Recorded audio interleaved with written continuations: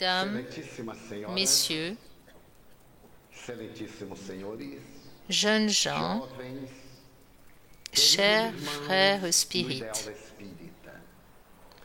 bénissez-nous, Jésus, l'ami inconditionnel de nos vies. Carl Gustav Jung, l'extraordinaire psychiatre, l'un des fondateurs de la psychanalyse, a établi qu'il existe en soi 4 fonctions essentielles et fondamentales: la perception-sensation, la pensée, le sentiment et l'intuition. Pour Jung, la créature qui acquiert la maturité et développe son sens psychologique gagne en maturité et en harmonie dans le cadre de ces 4 fonctions mentales essentielles. Toutes passent par des étapes et pour cette raison, dans le domaine de la pensée, il existe une immense variété de niveaux à travers lesquels l'art de penser se manifeste. Pour Jung, la pensée est la manifestation de la volonté qui permet à l'individu de discerner, mais tout le monde n'a pas cette capacité. Elle résulte d'un processus atavique progressif qui fait que l'individu atteint des niveaux d'observation, de perception, d'intuition et présente des capacités créatives, mnémoniques, reproductives. Cela revient à dire que la pensée est l'attribut qui fait de la créature humaine un être structurel, réel. Cependant, lorsque nous nous référons à la manifestation de la pensée, nous nous laissons guider par des idées reçues que nous avons stockées, qui sont devenues des dogmes et qui sont à la base de notre comportement existentiel. La proposition de la psychologie contemporaine est que la pensée gagne en discernement grâce au mécanisme de la raison, sans abandonner la perception du sentiment. Il a été établi pendant longtemps que la personne qui pense, qui raisonne, est froide, ne permettant pas à ses émotions de changer de structure comportementale. Aujourd'hui, la psychologie démontre que pour que la pensée atteigne son aboutissement, est nécessaire la participation du sentiment qui nous amène à choisir ce que nous devons ou ne devons pas croire. C'est le sentiment qui nous permet de discerner émotionnellement et d'atteindre le but choisi.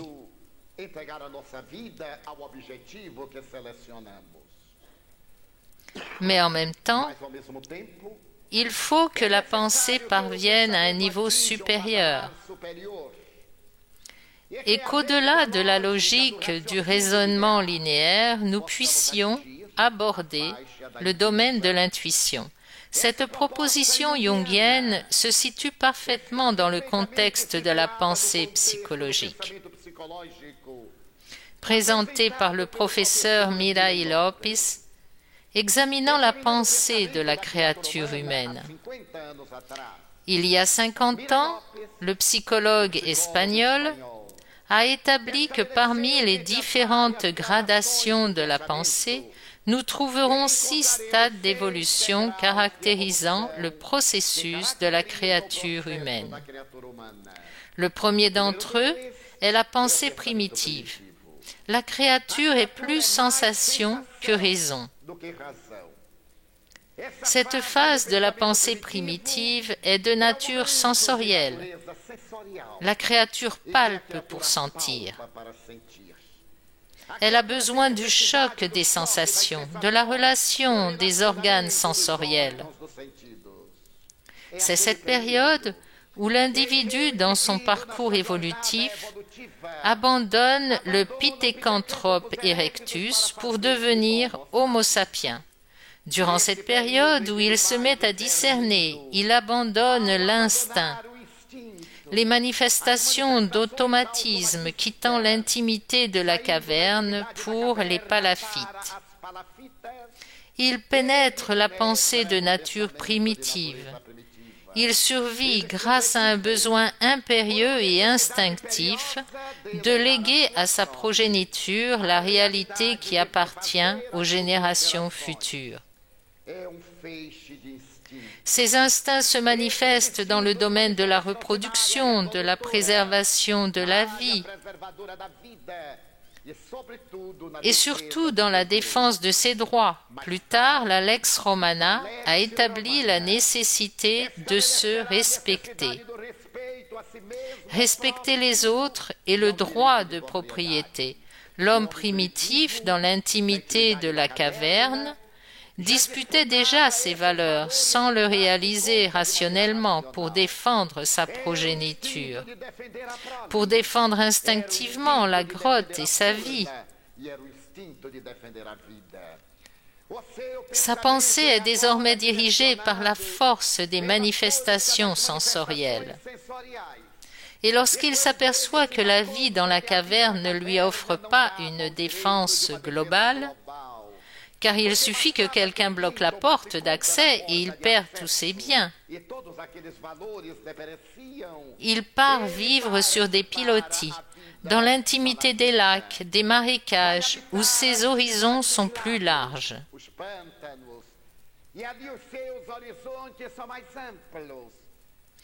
Il a maintenant une perception de la nature et dès lors qu'il prend conscience de la nature, sa pensée devient pré-magique. Il réalise que la vie obéit à une série de facteurs qui se répètent dans des automatismes déroutants. La saison des pluies, la saison sèche, la période des calamités. Son imagination prend désormais le dessus sur sa pensée pour élaborer un mode de vie. Pour défendre sa vie, il attaque les tribus adverses. Il part en guerre afin d'assurer la survie de son espèce. Et c'est à cette époque pré-magique que son imagination intègre la loi d'adoration. Il réalise qu'il existe une réalité transpersonnelle, qu'il existe des forces non contrôlables qui modifient le paysage terrestre, des séismes, des raz-de-marée, des volcans. Effrayé, dans un mouvement instinctif de préservation de la vie, il vénère cette divinité qu'il ne peut contrôler. C'est à l'âge des pilotis qu'il commence à développer d'autres compétences, pas seulement la chasse ni la pêche. Il a un besoin agraire et quitte la région des lacs pour aller vivre près des grands fleuves en Mésopotamie comme en Syrie.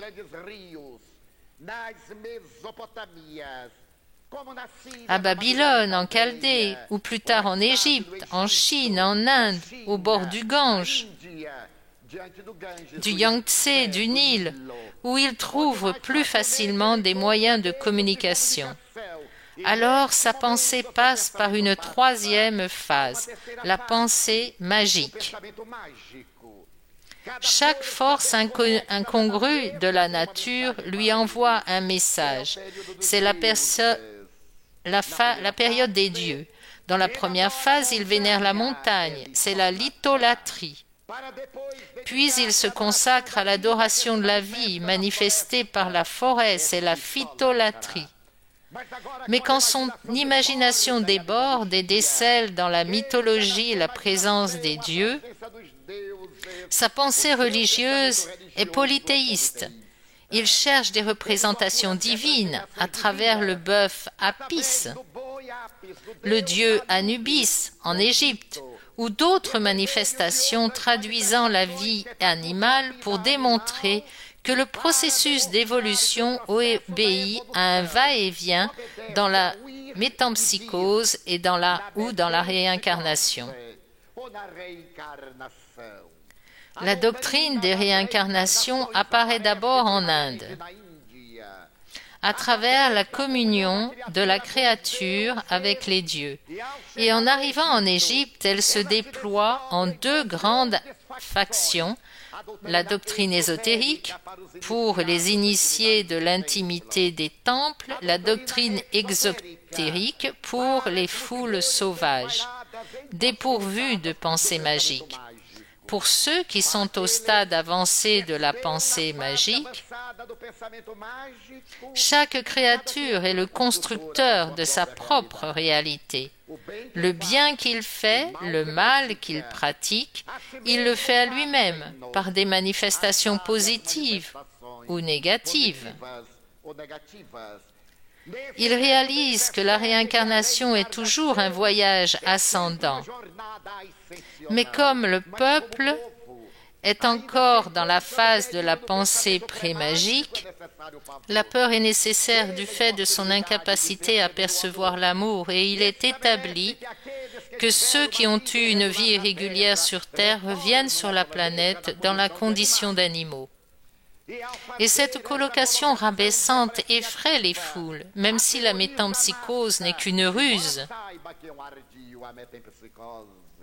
Que la doctrine du retour à la forme animale n'est qu'une astuce intellectuelle de la pensée magique pour forcer les gens à penser correctement, ce que prônent encore certaines doctrines dogmatiques. Mais à cette période de pensée magique où l'être peut désormais discerner les dieux, il réalise le sentiment de la pensée égocentrique lorsqu'il apprend la réalité divine. L'individu délire et devient l'épicentre de l'univers. Il croit que l'univers existe parce qu'il existe. Cette pensée égocentrique travaille en lui, si bien qu'il croit être un facteur essentiel de la vie. Ce qui se caractérise très bien dans le culte d'Akhenaton, le pharaon égyptien, en se référant au dieu Aton, qui serait semblable au soleil qui pénètre tout. Et même lorsqu'il n'est pas visible, il maintient l'équilibre grâce aux rayons, aux infrarouges, aux ultraviolets, qui sont responsables de la préservation de la vie. À ce moment égocentrique, la civilisation agraire devient la civilisation du fer, des métaux, et passe aux dites cités État en Grèce, menant automatiquement la pensée à l'état de la raison. C'est la pensée logique, c'est la pensée qui discerne, qui éclaire, qui domine. À cette cinquième période de la pensée rationnelle, le professeur Mihaly Lopez affirme qu'il manque un niveau à la créature pour franchir un grand pas dans sa faculté humaine. C'est la pensée intuitive et il ferme la boucle en revenant à Carl Gustav Jung. Cette perception de la pensée intuitive est le moment culminant où la conscience abandonne la prison de l'ego et valorise la perception d'une réalité transpersonnelle. Parapsychologique, spiritualiste, la créature abandonne l'isolement cellulaire et devient une réalité spirituelle. C'est la pensée transcendante, l'art de percevoir et de se poser des questions. C'est le moment où nous pourrions dire que l'homme devient psy, que ses facultés et ses fonctions de nature psy atteignent une véritable plénitude de raison, qui dépasse le processus mnémonique d'apprentissage. La pensée est la base de la vie. Nous ne pouvons vivre sans pensée. Il est inévitable que la pensée soit en nous, sans que nous fassions partie de ses compléments, et sans qu'elle dirige notre réalité. L'acte de penser est l'acte de vivre comme l'acte de respirer. Allan Kardec, précédant Carl Gustav Jung et près de 100 ans avant le professeur Mirai Lopes, à la question 621 du Livre des Esprits, a interrogé les vénérables entités. Où est écrite la loi de Dieu? Et les sublimes messagers du monde transcendantal ont répondu: dans la conscience. La conscience de la créature représente le royaume des cieux. Comme Jésus l'avait dit de manière poétique, le royaume des cieux est en vous. Établissant ainsi que par le biais de la conscience, nous pouvons canaliser nos pensées dans le bien ou dans le mal, conformément à notre libre arbitre.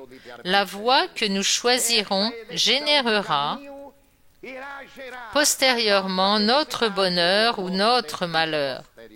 Allan Kardec, dans la doctrine spirit, établit que nous sommes voués au bonheur, à la perfection, à la plénitude. Comment y arriver? Cela dépend de nous.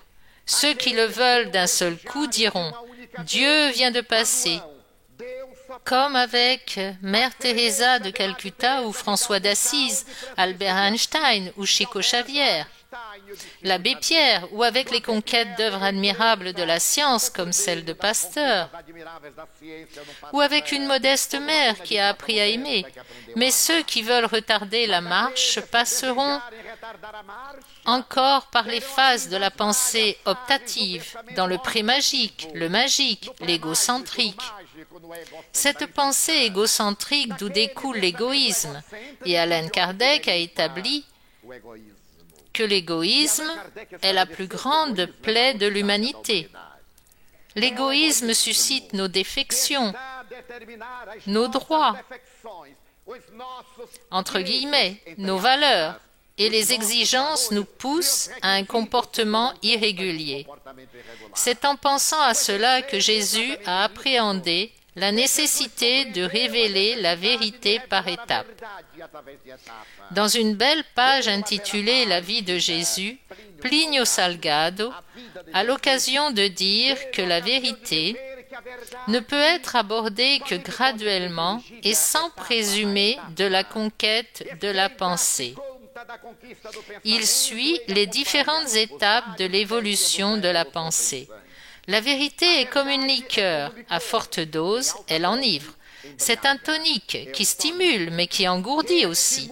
C'est un aliment qui entretient, mais qui produit aussi l'indigestion. Pour cela, la vérité est présentée par étapes, à des moments particuliers, comme quand Jésus est venu à nous. C'était l'époque égocentrique, parce que l'Israélite se considérait comme l'élu de Dieu, un peuple spécial, le peuple de Dieu, un peuple unique dans l'immense océan du polythéisme. Jésus est venu enseigner l'amour, dire que le bonheur ne peut être individuel. L'individualiste n'est pas heureux, il est schizophrène. Le bonheur n'est pas seulement la présence d'un partenaire, car c'est le jeu des intérêts sensuels. Le bonheur résulte de l'échange d'émotions dans la communauté. Celui qui connaît le bonheur seul est porteur d'un trouble psychologique. Celui qui aspire au bonheur avec les autres, c'est un égoïste.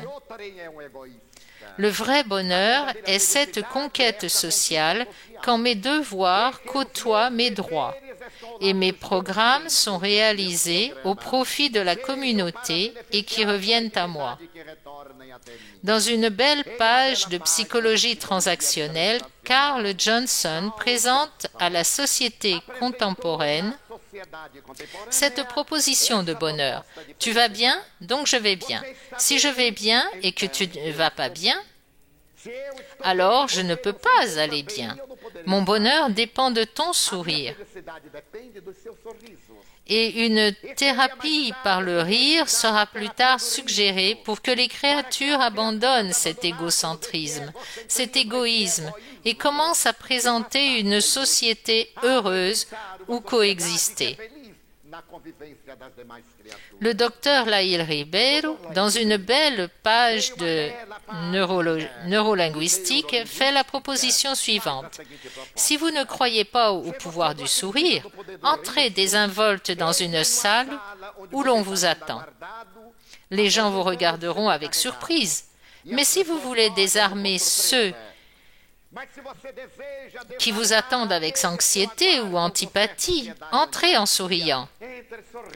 Les gens réagiront naturellement et inévitablement de manière sympathique, même s'ils ne vous aiment pas. Le sourire donne une longue vie à ceux qui sourient, mais pas à ceux qui éclatent de rire. Ceux qui sourient le plus vivent beaucoup plus longtemps, et en ce sens, entre autres facteurs d'ordre psychologique, les femmes vivent plus longtemps que les hommes, en moyenne 8 ans, car elles sourient toujours plus. Et Naïl Ribeiro dit, tenez-vous dans le hall d'un hôtel lorsque vous ouvrez la porte et qu'il en sort un couple qui a triomphé dans la vie, l'homme fait semblant d'être sérieux. Il a un visage fermé, tandis que la femme fait irruption avec un sourire.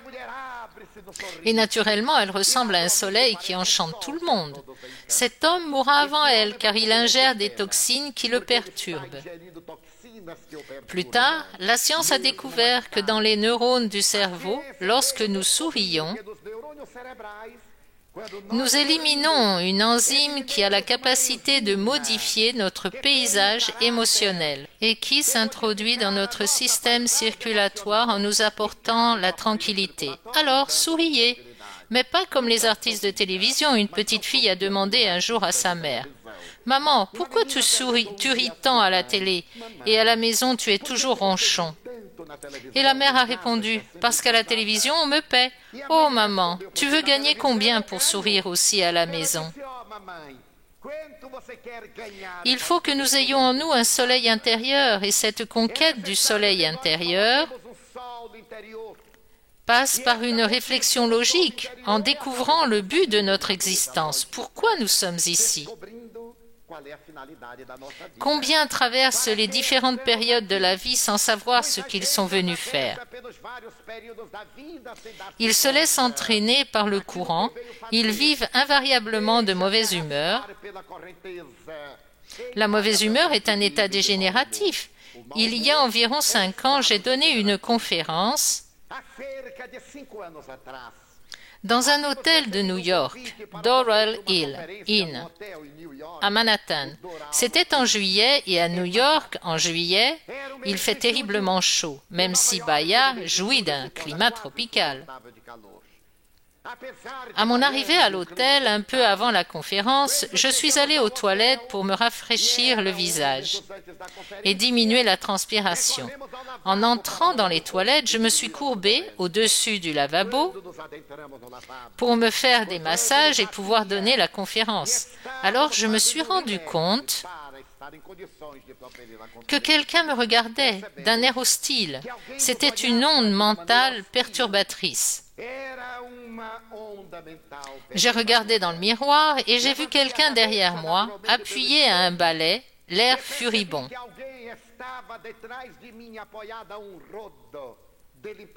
Me lançant des ondes empoisonnées. J'avais 2 alternatives, réagir et partir, ou agir et briser cette vibration haineuse.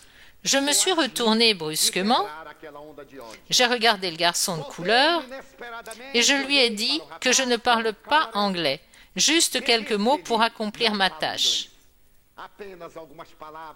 Mais que j'aimerais le remercier d'être le missionnaire du nettoyage des toilettes. Il dit, moi, un missionnaire? C'est bien vous qui nettoyez, imaginez-vous. Imaginez-vous que je ne me sentais pas bien et en arrivant aux toilettes, je me suis ressaisie. Et j'ai ajouté, savez-vous qu'Albert Einstein affirmait que la personne la plus importante dans sa vie était sa cuisinière? Il dit non, je ne savais pas. Oui, parce qu'Albert Einstein ne pouvait pas tomber malade. Sa vie était si importante, marquée par des valeurs éthiques et une science si notable qu'elle s'occupait de son régime. Et il n'avait jamais de problème d'ordre digestif. Néanmoins, je ne veux pas vous parler, je déteste les Blancs. J'ai souri et j'ai dit « Ah oui, heureusement, je ne suis pas blanc, je suis latino-américain. Je déteste les gens du tiers-monde. Mais comme c'est merveilleux, j'étais heureux de trouver quelqu'un qui est ceux qu'il ne connaît pas, car je m'exerce à aimer ceux qui détestent les autres, car j'ai découvert que toute personne qui haït est très malheureuse. D'abord, elle se déteste et ensuite elle jette son poison en essayant de détester les autres. Mais comme votre haine ne m'atteint pas, je vous remercie d'être l'ange du nettoyage. Alors, il a encore voulu m'attaquer. Je lui ai dit, écoutez, je vais donner une conférence ici, dans la salle à côté, et j'aimerais vous inviter. Il dit, une conférence? Sur quoi? Ah, je vais enfin en finir avec ce petit noir, maintenant. J'ai répondu, de spiritisme. Et qu'est-ce que c'est? C'est de la magie noire? Cela vous surprendra peut-être, c'est de la magie blanche latino-américaine. La magie noire est ici aux États-Unis, la magie blanche est en Amérique du Sud. Je voudrais vous inviter car vous êtes très malheureux. C'était un homme d'1,90 m, de 120 kilos. Je me disais, s'il éternue, je me désincarnerais. Mais je dois courir le risque. Je l'ai regardé, je me suis approché pour qu'il sente que je n'avais pas peur. Même si je tremblais, ça devait être à cause de la chaleur. Et je lui ai dit, « Je pense que vous êtes très malheureux et vous savez pourquoi, mon garçon? Parce que vous êtes un lâche. Mais pourquoi me défiez-vous? Non, vous traiter de lâche, c'est dire la vérité. Vous envisagez de tuer votre femme parce qu'elle vous a trompé. Mais c'est de votre faute.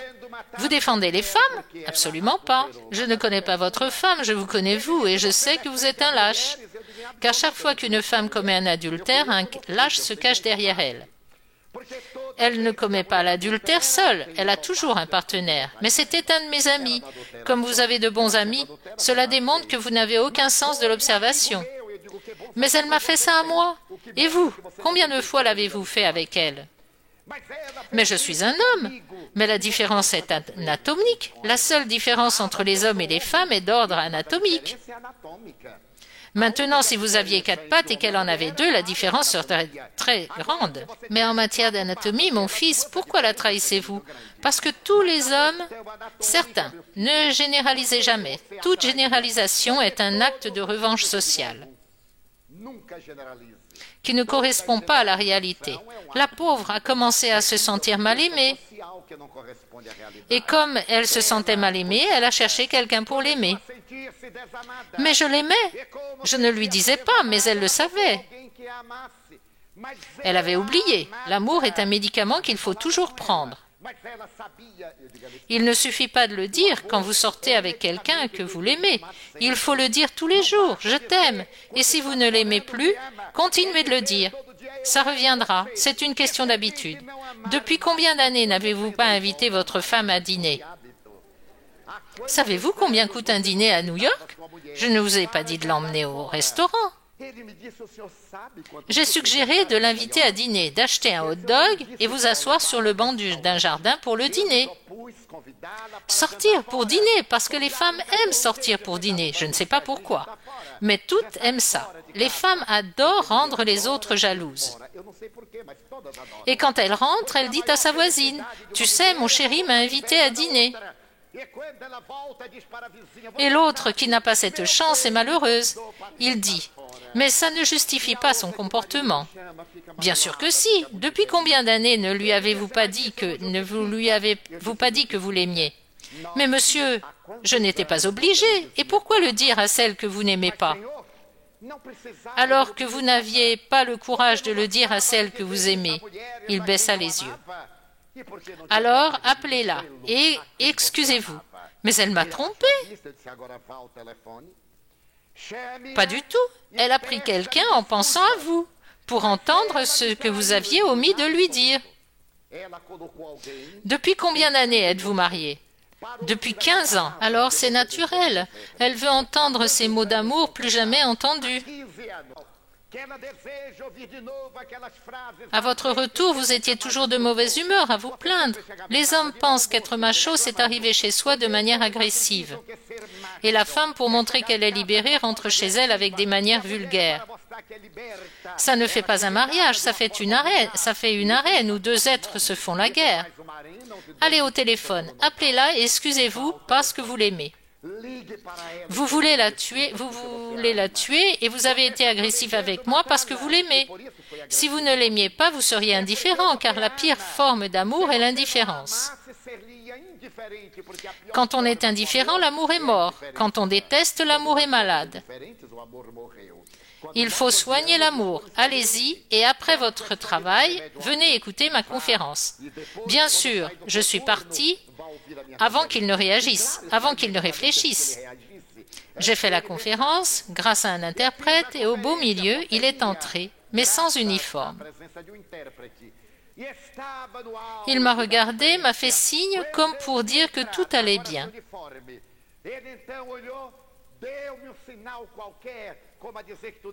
J'ai confirmé que tout allait bien. Une fois la conférence finie, il est venu me parler.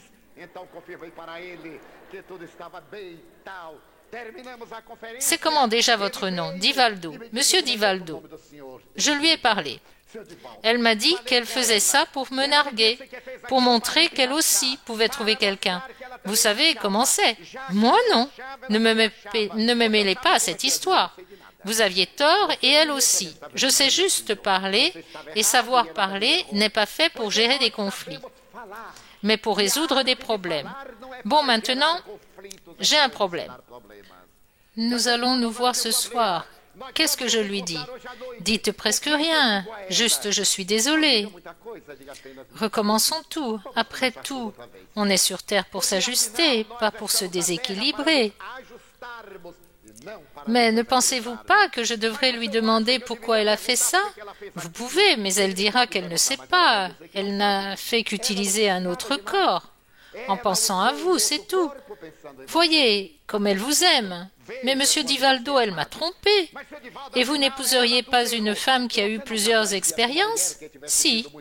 Alors, où est la différence? Vous êtes marié, respectez-la et exigez d'être respecté maintenant. Mais elle veut vous voir. Bon, ce ne sera pas facile, car je pars à Philadelphie. Mais vendredi, c'était un mardi, je parlerai dans une église à Central Park à 15 heures.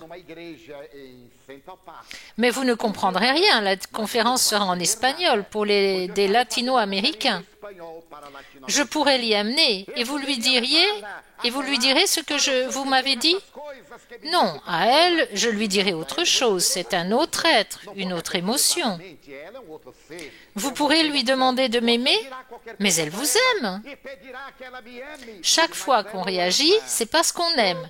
Sauf que les gens qui ne savent pas comment agir, ils réagissent parce qu'ils en sont à la phase animale.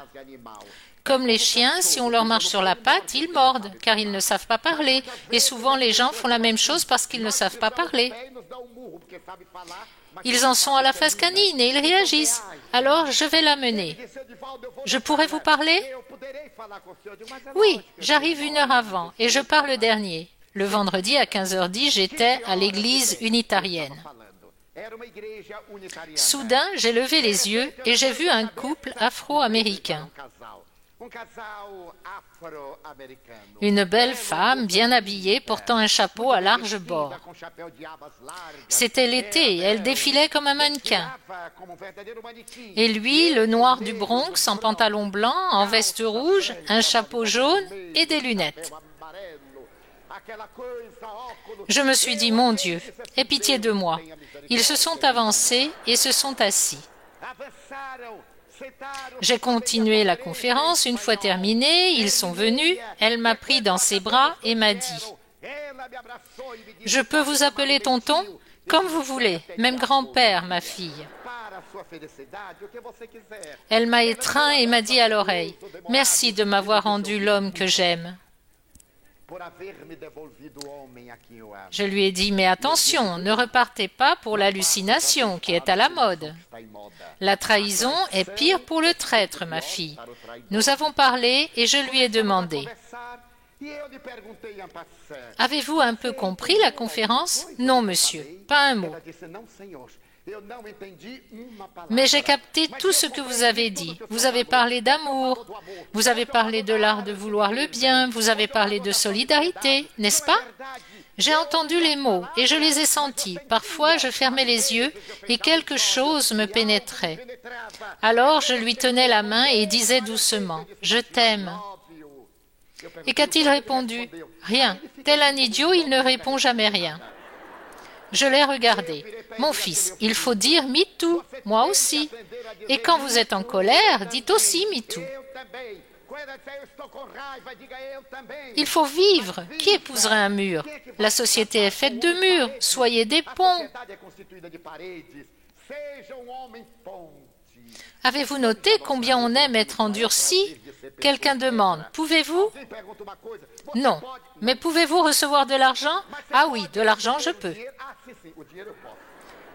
Quand nous devrions être des ponts, pouvez-vous? Mais bien sûr, de quoi s'agit-il? Il vaut mieux être des ponts que des obstacles. Être toujours contre parce que nous sommes contre nous-mêmes. La pensée est égocentrique.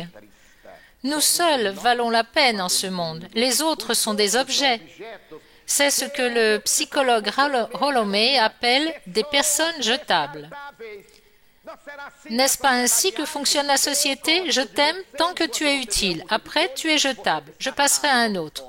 Nous ne pouvons pas être des personnes jetables, car nous sommes des vies, ni des personnes utilisables, car nous sommes des êtres qui ont une conscience, des pensées. J'ai tenu leurs mains, je les ai unies et je leur ai dit, « Je vous souhaite d'être très heureux. Il est temps de commander un petit enfant. Une fois né, ce pont sera peuplé de sourires enfantins. » Elle dit lui en avoir déjà parlé. À notre retour, je retirerai le stérilet pour être mère et ne pas finir tels deux aventuriers à vivre d'illusions. J'ai adoré cette jeune femme riche de beauté. Que Dieu te bénisse, ma fille. Qu'il te donne une maternité enrichissante. Lui balançait comme le pendule d'une horloge. Je sentais une inquiétude. Alors je lui ai dit, « Voudriez-vous savoir quelque chose? » Bien sûr. Vous m'avez dit être, comment dire, spirit. Ah oui, vous parlez avec les morts et avec les vivants, je parle à tout le monde. Vous voulez dire que vous voyez les morts et ceux qui vont mourir. Vous voulez dire que la personne décédée n'est pas morte? Elle n'est pas morte. Alors je peux vous poser une question? Mais bien sûr. Quand vous m'avez dit dans les toilettes, appelez-la. Pourquoi avez-vous dit ça? Bien, je me lavais le visage et j'ai senti votre trouble. De la haine, pas contre moi, mais vous émaniez un malaise et je l'ai compris. J'ai levé la tête et j'ai vu une dame à vos côtés, une petite femme noire de 70-72 ans, portant un châle. Les cheveux bouclés tirés en arrière avec 2 peignes latéraux. Et j'ai demandé qui elle était. Elle m'a dit être votre grand-mère, Pink. Je savais qu'elle ne me laisserait pas tranquille. Quand vous avez dit « allez-y », j'ai pensé « c'est Pink ». Même morte, la misérable ne me laisse pas en paix. Alors j'ai eu peur de vous, parce que j'ai pensé qu'elle était avec vous. Elle frappait mon grand-père et mon père, nous tous. Telle était grand-mère Pink. Mais monsieur Divaldo, que dois-je faire pour vous plaire? Agissez bien et à partir d'aujourd'hui, fidélité conjugale jusqu'à l'autre incarnation, car Pink vous suit. Nous nous sommes embrassés. Et je suis partie. Mais j'échange des lettres avec le couple. Le bébé est arrivé et vous ne le croirez pas. Noir comme une nuit sans lune. Divaldo. C'était leur preuve d'amour, le premier Divaldo nord-américain. Je prie Dieu qu'il y en ait d'autres. Grâce à la pensée, il est passé de la pensée égocentrique à la pensée logique, à un pas de la future pensée intuitive. Le spiritisme, lorsqu'il nous parle de l'immortalité de l'âme, retire la pensée primitive, brise le mythe, le pré-magique, toute cette fantaisie magique. Pour parler avec les morts, il faut porter des vêtements blancs, mettre des colliers, des fleurs, de l'encens, de la magie. Alors que le spiritisme nous confronte à la raison et nous donne une foi qui résiste à la logique.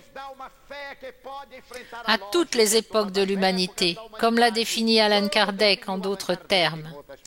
C'est la science qui prouve que la vie a un sens et que nous sommes immortels. Rien de plus extraordinaire que cette promesse d'immortalité de l'âme. La vie sur Terre, aussi longue soit-elle, est toujours très brève. Quand j'étais jeune, c'était il n'y a pas si longtemps, quand j'avais 10 ans, je regardais un garçon de 25 et je me disais, mon Dieu, il est si vieux, 25 ans. Je n'y arriverai jamais, je mourrai jeune. Quand on est jeune, on a le droit d'être idiot. Je n'y arriverai jamais. Et je pensais que j'allais mourir jeune, à 25 ans. Je regardais un homme de 40 ans et je pensais, Dieu du ciel, il a 40 ans, je n'y arriverai jamais. À 40 ans, je regardais ceux de 50 et je me disais, un demi-siècle, ils ont déjà vécu un demi-siècle. Je n'y arriverai pas.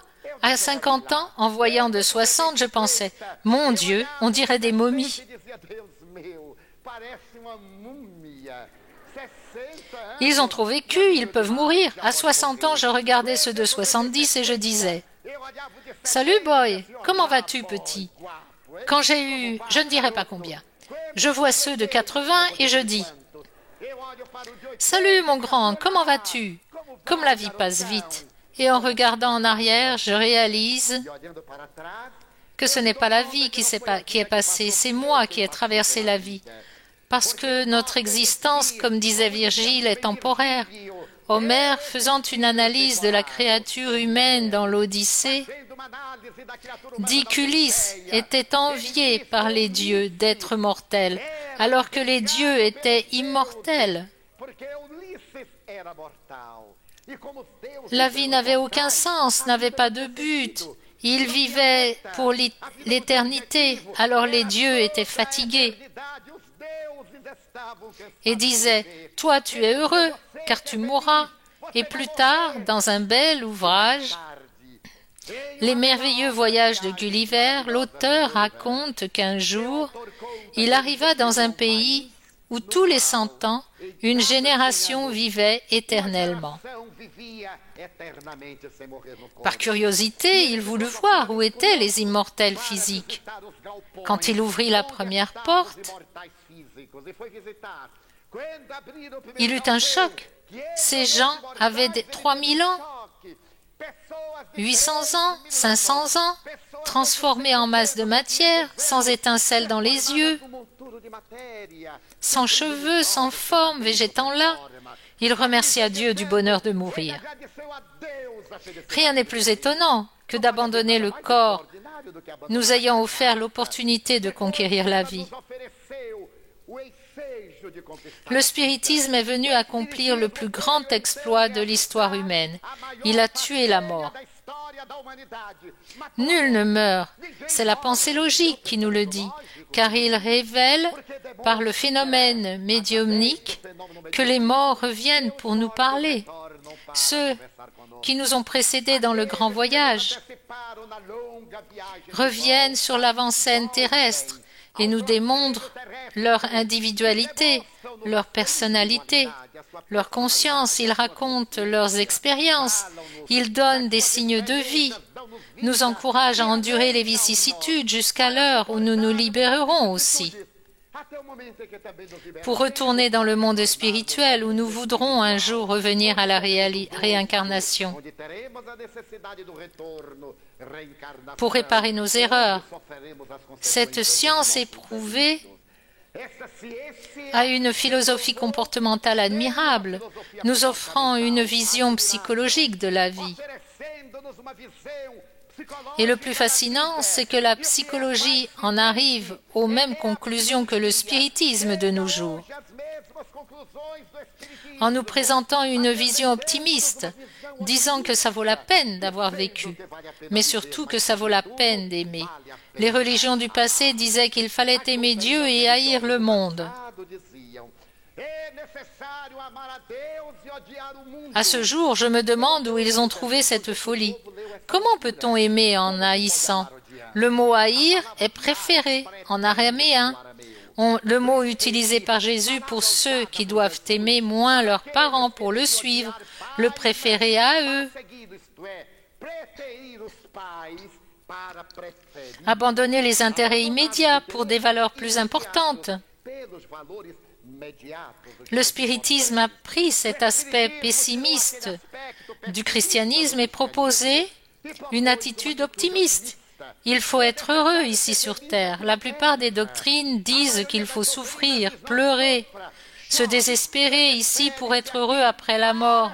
Négatif. Le spiritisme dit que nous serons heureux après la mort en commençant le bonheur maintenant, par le bien que nous faisons. Une notable psychanalyste allemande, faisant une étude approfondie de l'évangile de Jésus, dit que c'était le plus grand psychothérapeute de l'humanité.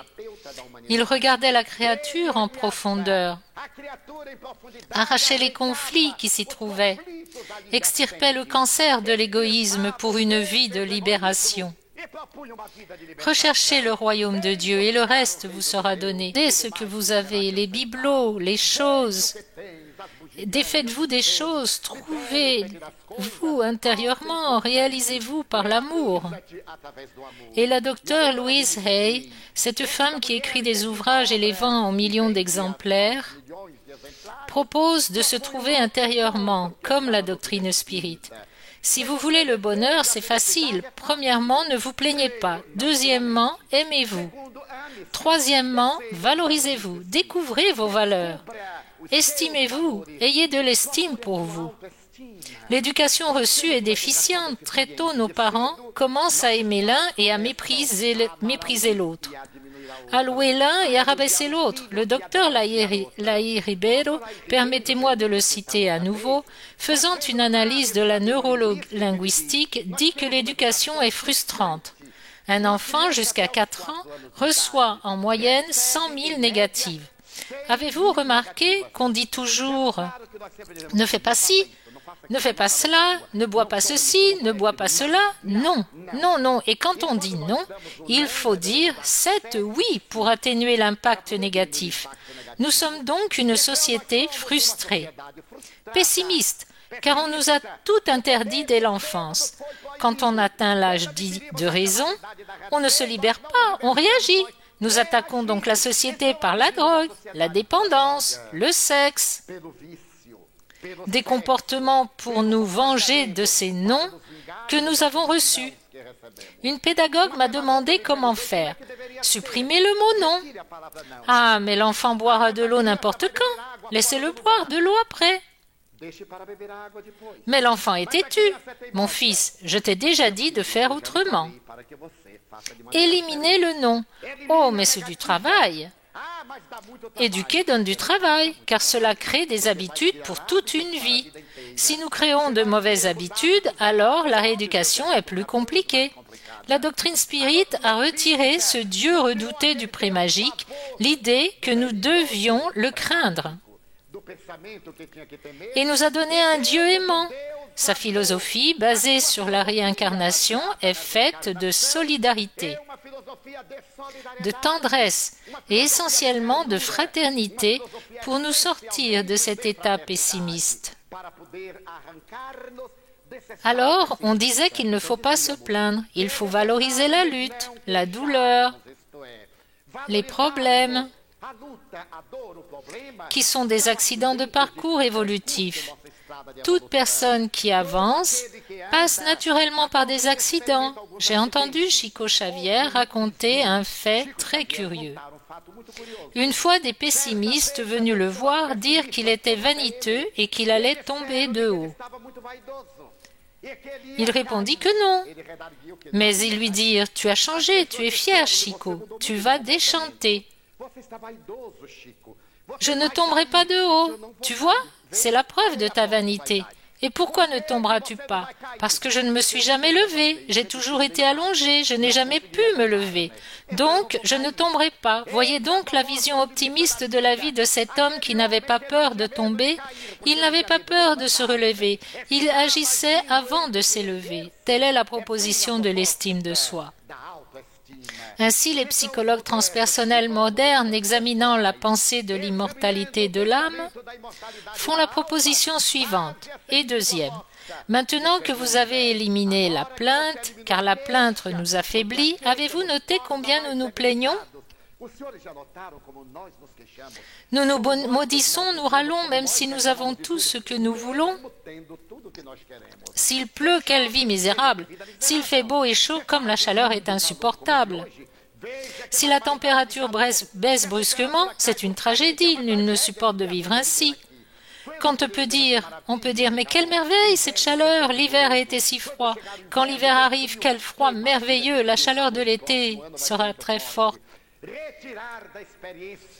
Cherchez le côté positif des choses et cessez les plaintes.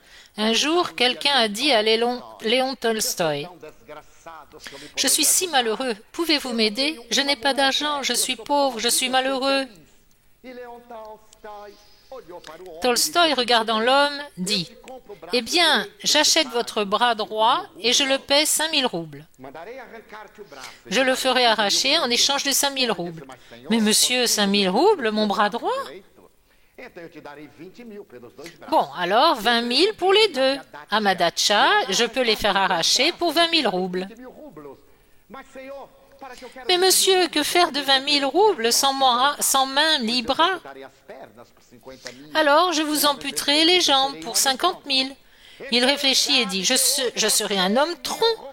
Alors donnez-moi vos yeux pour 100 000. » « Non, monsieur, vous êtes un dégénéré qui veut me rendre riche en m'estropiant. »« Non, vous êtes déjà riche, car vous avez une fortune de cette nature, si grande que vous ne pouvez pas la vendre. Comment pouvez-vous dire que vous êtes pauvre? »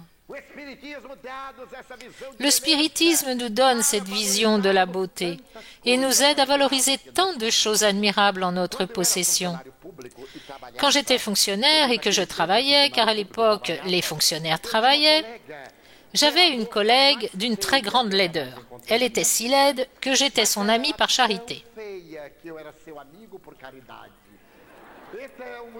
Je la regardais et je me disais, « Mon Dieu, c'est une preuve de charité que d'aimer cette pauvre fille. » Nous parlions et un jour elle me dit, « Divaldo, je sors avec quelqu'un. » J'ai imaginé son petit ami.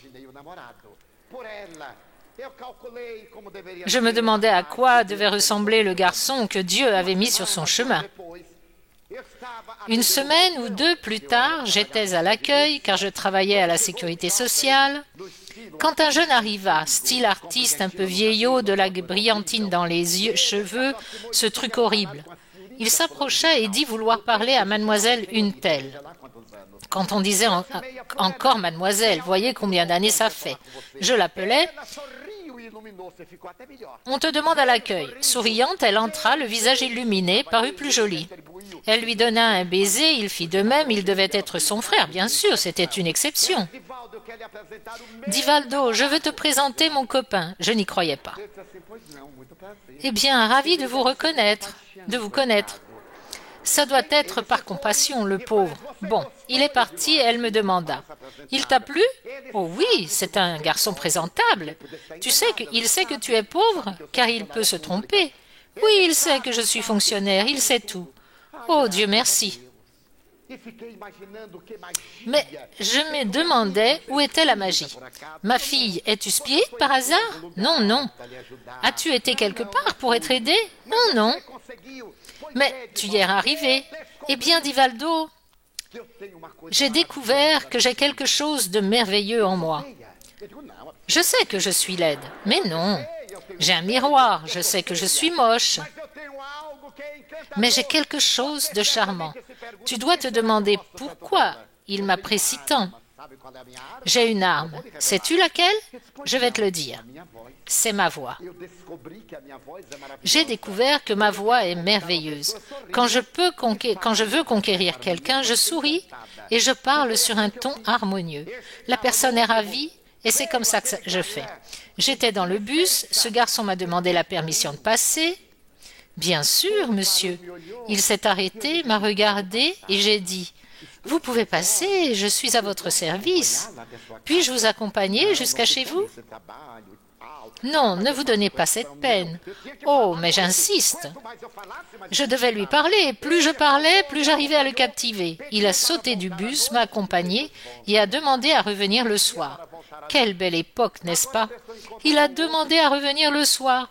De nos jours, les jeunes se rencontrent et vont en profiter. Puis il demande « Quel est ton nom ?» Non, peu importe. Non, vraiment, laisse. Mais il est allé jusqu'à chez elle. Il a fait cet effort. Nous sommes fiancés, dit Valdo. Et il ne sait pas, mais il m'adore. Mais je ne me tais pas une seconde. Les femmes ne parlent déjà pas beaucoup, imaginez celle-là. Ils se sont mariés et sont très heureux. Un jour, j'ai demandé « Comment tu fais pour le garder ?» Ah, mon ami, quand j'ouvre les yeux et que je dis « chérie », il se réveille déjà sur l'onde de ma vibration. Elle s'est découvert une valeur. Puis, j'ai noté que je l'appréciais quand elle parlait. Quand elle se taisait, je me disais plutôt « Dieu, qu'elle est laide !» Mais quand on parle, ça va. Nous avons tous Dieu en nous. La philosophie spirit aujourd'hui, liée à la psychologie, nous dit de découvrir notre bon côté, cette facette merveilleuse et d'être digne d'estime. Que nous nous aimions parce que ceux qui ne s'aiment pas n'aiment personne. Il est très courant de dire « j'aime l'humanité, mais je me déteste ». C'est une fuite psychologique. Le spiritisme, dans sa proposition philosophique, sème l'amour. Mais les gens ne s'aiment pas, disent-ils. Ne m'aiment pas, disent-ils. Eh bien, c'est leur problème, pas le nôtre. Si quelqu'un ne m'aime pas, c'est son problème. Si je ne l'aime pas, c'est mon problème. Si quelqu'un me déteste, pire pour lui, il devient déséquilibré. Mais quand je déteste, je déverse des toxines dans mon système et je me déséquilibre. La proposition spirit est de trouver le bonheur. Cette philosophie nous donne la santé intégrale. J'observe que la plupart des gens croient que le spiritisme n'est qu'un mécanisme médiumnique pour parler aux désincarnés. Non, c'est une de ses facettes, c'est un des angles de communication. Mais c'est la proposition philosophique, l'art d'être heureux, la démonstration que les pires ennemis de la vie ont été vaincus par le spiritisme. Rien n'est pire que la peur de la mort. Ne pas en avoir peur est une forme de bonheur. On me dit, Divaldo, tu n'as pas peur de la mort? Je réponds, chaque nuit je meurs, dormir c'est mourir. Nous passons de la vie à la mort. C'est juste que ce n'est pas la mort intégrale, c'est la mort de la conscience. À l'heure de ma mort, et ça arrivera un jour, je m'éveillerai, je regarderai mon corps et dirai « Salut mon grand, merci beaucoup !» comme saint François d'Assise, un jour où il était épuisé. Et frère Léon lui dit « Frère François, j'ai un ami qui a un animal qui lui a été utile toute sa vie. C'est un âne. Il le monte depuis sa naissance. L'âne obéit, il va par-ci, par-là, et il va loin. Et l'âne obéit, mais maintenant, l'âne est malade, sur le point de mourir.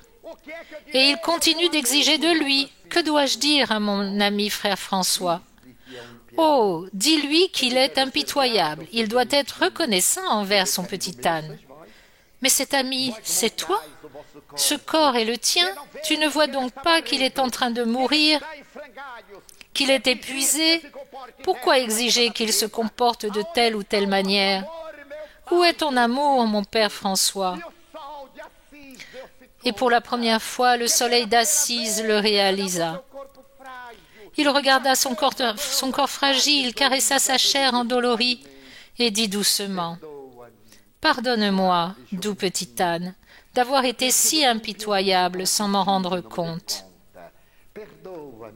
Pardonne-moi. » Et avant de mourir, il composa l'hymne à l'âne.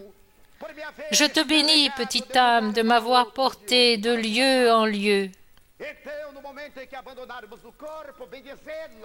Alors, quand nous quittons le corps, bénissons-le, et au lieu d'emporter nos conflits et nos passions avec nous, surmontons-les tant que nous sommes ici. La vision spirite est cette vision d'un Dieu cosmique qui ne nous punit jamais ni ne nous pardonne. Car il nous aime, et celui qui aime ne punit pas, ne pardonne pas, il aime. Qui aime, éduque, ne punit pas, mais éclaire et ne perturbe pas. La vision de la doctrine spirite est cette vision de la pensée intuitive, sentir Dieu. On a demandé un jour à saint Augustin, « Qu'est-ce que Dieu ?» Et il a donné cette réponse. Si on me demande qui il est, je ne sais pas. Mais si on ne me le demande pas, je sais. C'est une pensée intuitive. Nous savons tant de choses que nous ne pouvons verbaliser, tant de choses palpitent en nous que nous avons du mal à exprimer. Alors cette vision de Dieu se diffuse à travers la solidarité qui doit prévaloir dans nos cœurs. Selon Carl Gustav Jung ou l'admirable Mirai Lopes, il faut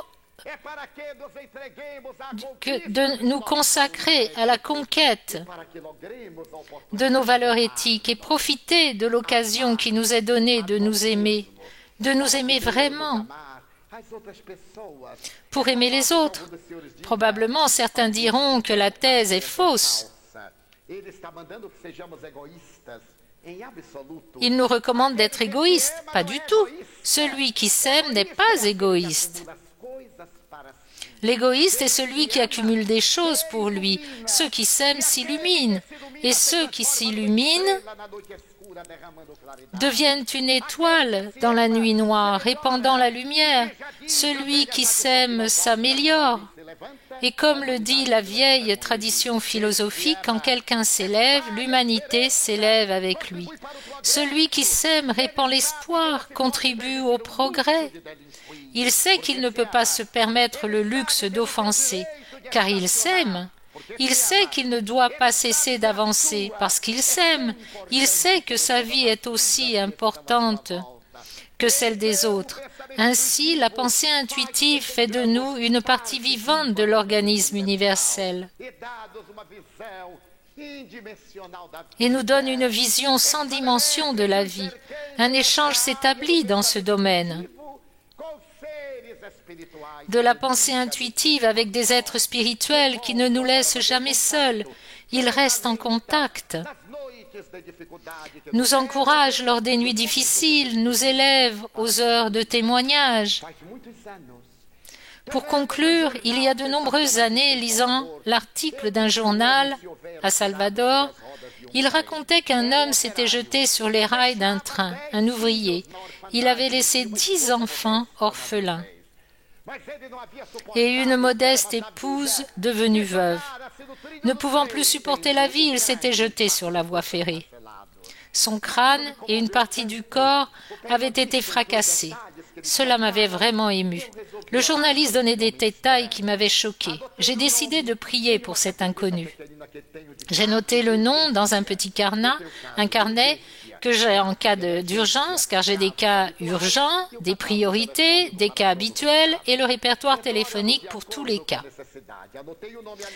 Alors nous prions selon les besoins. J'ai écrit son nom et dès lors j'ai prié quotidiennement. Je suis devenu son avocat. Mon Dieu, où qu'il soit, aie pitié de lui. Il était malade.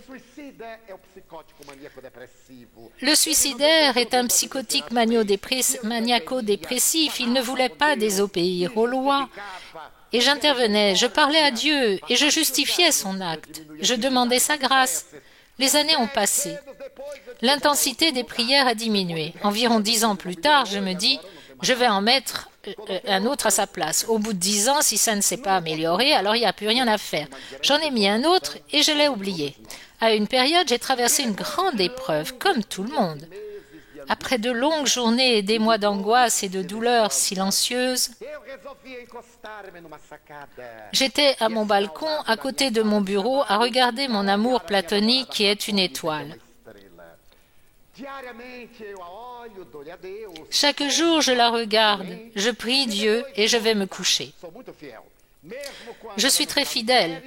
Même quand je ne peux la voir, je regarde dans sa direction et je dis « Tu dois être de l'autre côté, n'est-ce pas, chérie? Mais je t'attends. » Cette nuit-là, j'étais très angoissée.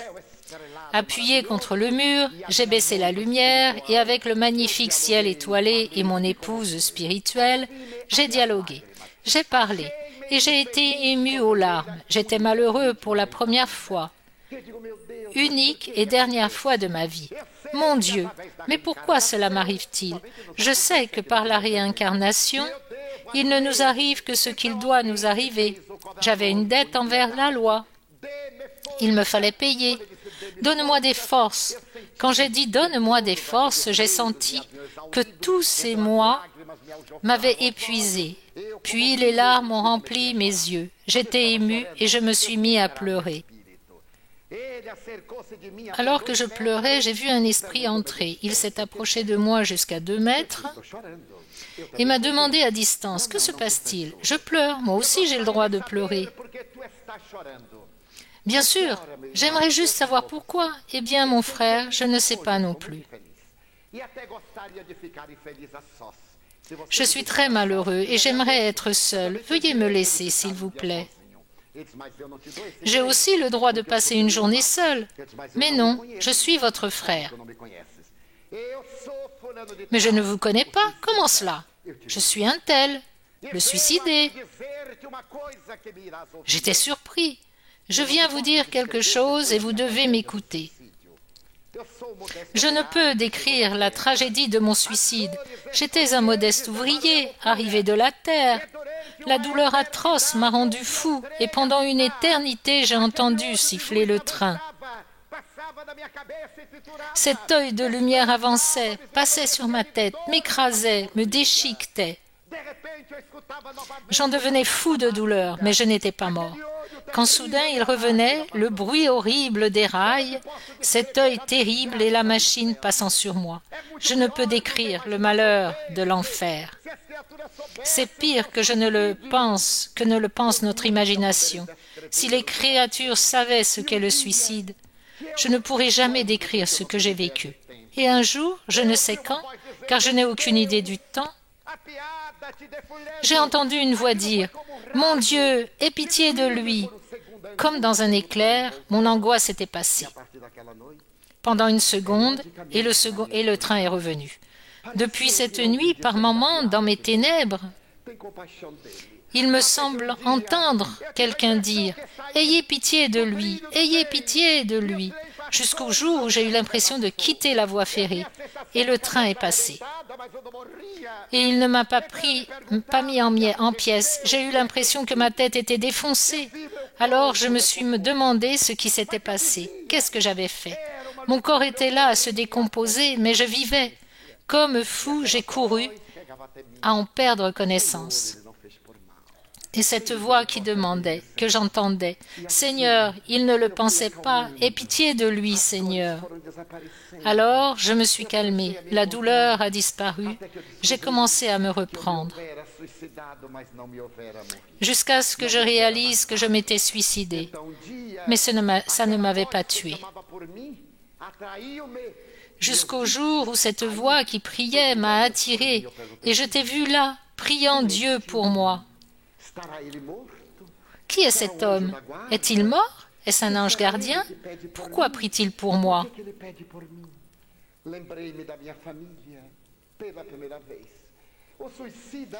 Et je me suis souvenu de ma famille pour la première fois. Le suicidé est lâche et cruel, il ne pense qu'à lui. Il ne pense pas à la famille qui sera détruite. Quand je me suis souvenu de ma famille, j'ai couru à la maison où j'ai trouvé ma femme gémissant et disant que s'il avait été là, que si j'avais été là, il ne serait pas dans cette misère. Mais le lâche avait fui, les avait abandonnés. Quel père! Et je me suis souvenu de mes enfants, et une force étrange m'a conduit à un bordel sur la jetée du port. Ma fille de 16 ans se vendait aux porteurs sur les quais, et dans sa tête elle disait que c'était ma faute. S'il ne s'était pas suicidé, je n'aurais pas été une prostituée. Mon frère ne serait pas en prison. Je suis allée en prison et où j'ai vu mon fils. Alors j'ai ressenti une grande douleur morale. Mon suicide avait détruit ma famille. Alors je suis ici pour vous demander de ne plus pleurer, s'il vous plaît. Vous qui êtes ma joie, vous qui intervenez pour moi, si vous pleurez, que deviendrai-je? Que deviendront les infâmes comme moi pour qui vous priez? Au nom des malheureux, ne pleurez pas. Vous ne devez penser à vous. Vous ne pouvez souffrir. Pensez à nous. Je l'ai regardé et j'ai dit, je plaisantais. C'était un moment d'émotion, mais c'est fini. Soyez-en sûrs. Il est venu, m'a pris dans ses bras et m'a dit, « Oh, mon ami, je ne sais même pas votre nom. Mais je vous attendrai, moi et les indignes dont personne ne se souvient, nous vous attendrons. Et ne pleurez plus, d'accord? D'accord. Et depuis ce jour, je n'ai plus jamais pleuré. Je souris toujours. Car Dieu est amour. Ses lois souveraines de justice, sa miséricorde nous ont donné la pensée. C'est lui en nous, du moment primitif, primaire, sensation, à la vie, à la prémagie, fantaisiste, à la magie. Cette période de l'imaginaire, à l'égocentrique, du déséquilibre, mais au rationnel. Jusqu'à ce que nous puissions dire comme l'apôtre Paul, « Ce n'est plus moi qui vis, c'est toi qui vis en moi. » Alors, à une heure comme celle-ci, marquée par tant d'inquiétudes, de défis, d'incertitudes et d'angoisses, au lieu de nous plaindre, je voudrais vous proposer de vous arrêter quelques minutes pour remercier Dieu de toutes les ressources dont nous disposons, pour lui dire que nous aimons la vie, que pour nous elle est belle et consentie.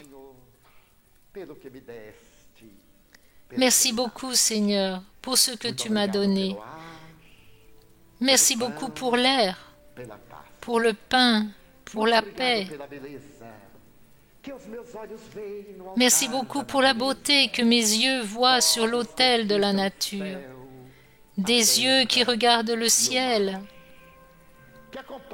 la terre et la mer, qui accompagnent l'oiseau léger qui traverse rapidement le ciel indigo et s'arrête sur la terre verte parsemée de fleurs aux 1000 nuages, 1000 nuances. Merci beaucoup, Seigneur, car je peux voir mon amour, mais grâce à mes yeux, je découvre des aveugles qui se débattent dans l'obscurité, qui trébuchent dans la foule, qui pleurent dans la solitude. Pour eux, je prie et je demande votre pitié, car je sais qu'après cette lutte, dans la prochaine vie, ils verront aussi. Merci pour mes oreilles que Dieu m'a données.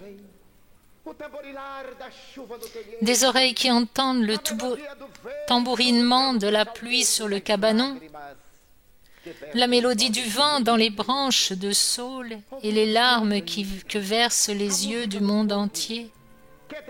La musique du peuple qui descend de la colline vers la place en chantant. La mélodie des immortels entendue une fois et que nous n'oublions jamais. La voix mélodieuse, chantante, mélancolique du bouvier et la douleur qui crie et gémit dans l'âme du monde entier. Pour mon bonheur d'entendre, pour les sourds, je veux prier. Car je sais qu'après cette douleur, dans ton royaume d'amour, à nouveau ils sentiront. Merci pour ma voix, mais aussi pour ta voix, pour la voix qui aime, qui chante, qui alphabétise, qui illumine, qui chante une chanson, qui prononce ton nom avec une émotion sincère. Avec ma mélodie, je prie pour ceux qui souffrent d'aphasie, ceux qui ne chantent pas le jour, qui ne chantent pas la nuit. Je prie pour eux car je sais qu'après cette épreuve, dans leur nouvelle vie, ils chanteront aussi. Merci pour mes mains et pour les mains qui labourent, qui s'aiment, qui enveloppent, les mains d'amour, de tendresse, qui libèrent de l'amertume, mains de charité, de solidarité, qui se serrent, mains de poésie, de symphonie, de chirurgie, de psychographie, mains d'adieu qui nettoient les blessures, essuient les peines et les larmes de la vie. Pour les mains qui bercent le corps d'un enfant inconnu, confiant, pour les pieds qui me portent, sans rechigner, merci beaucoup Seigneur, car je peux marcher devant mon corps parfait. Je veux te louer, car je vois des gens malheureux sur terre, estropiés, amputés, balafrés, déformés, et je peux danser. Je prie pour eux, je sais qu'après cette expiation, dans l'autre réincarnation, ils vont aussi marcher. Enfin, merci beaucoup pour ma maison. C'est si merveilleux d'avoir une maison. Peu importe si ce foyer est un manoir, un nid, un bidonville, une maison sur la route, un abri de douleur, un bungalow. Quoi qu'il en soit, il est important qu'il y ait en lui la figure de l'amour. L'amour d'une mère ou d'un père, d'une épouse, d'un mari, d'un fils, d'un frère, la présence d'un ami, quelqu'un pour me tenir la main, la compagnie d'un chien. C'est si triste de vivre dans la solitude. Mais si je n'ai personne pour m'aimer, pas même un toit au-dessus de ma tête ou un lit pour me reposer, je ne me plaindrai pas, je ne me lamenterai pas. Je pourrai dire merci Seigneur, parce que je suis né. Merci beaucoup parce que je crois en toi, pour ton amour, merci. Merci Seigneur, merci beaucoup messieurs.